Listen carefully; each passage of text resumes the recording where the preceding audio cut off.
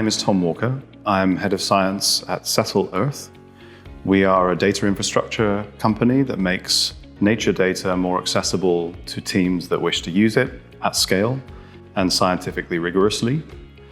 And my role at Cecil is to make sure that we deliver on that promise with as much scientific rigor as is possible.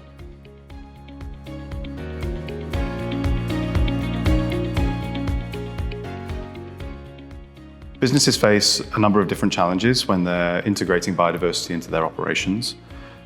The challenges that we solve at Cecil, and through our partnership with IBAT as well, are making the data access part of that journey much easier. The typical challenges are procurement problems, so it can take a long time to negotiate contracts and understand licensing terms when you're accessing data from providers. It's also technically complicated to work with location-based data particularly, which IBAT is included in that category.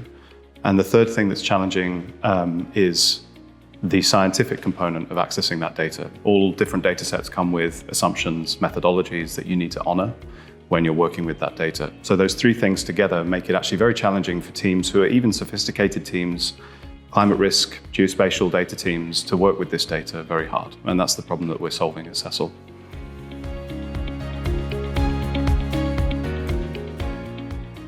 At Cecil, we host the core IBAT datasets and also the STAR dataset. We see most usage coming from the protected areas data, but also the other core datasets are important to users as well, like the IUCN Red List and also the key biodiversity areas. The key component of this usage is that it's location-based, and so that's where all of our platform is working around location-based use cases, and so that's why the IBAT datasets play an important role for teams using our platform.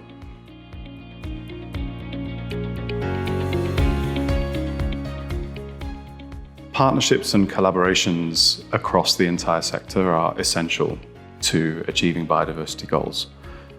I think a great analogy for this is if you think of the amount of nature data that's required to solve a biodiversity use case, even a simple one like deforestation, it's surprisingly complex. And so the supply chain of that data actually involves many different players, and the biggest challenges are connecting all of those pieces together.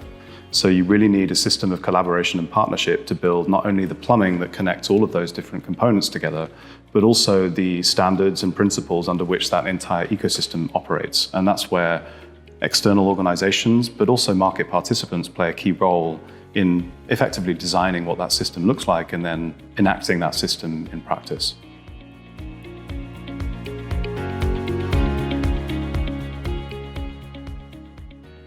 In my experience, IBAT is an essential component of biodiversity assessments and also of nature assessments generally. I consider it to be really a sort of first step for many companies on a more sophisticated journey into deeper, more local data sets. It is standardized across the globe. It has very well published methodologies.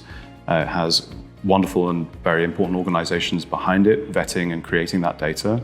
And so, yes, it's a great stepping stone towards what I hope to be an increasing sort of sophistication of nature data and intelligence usage across the domain.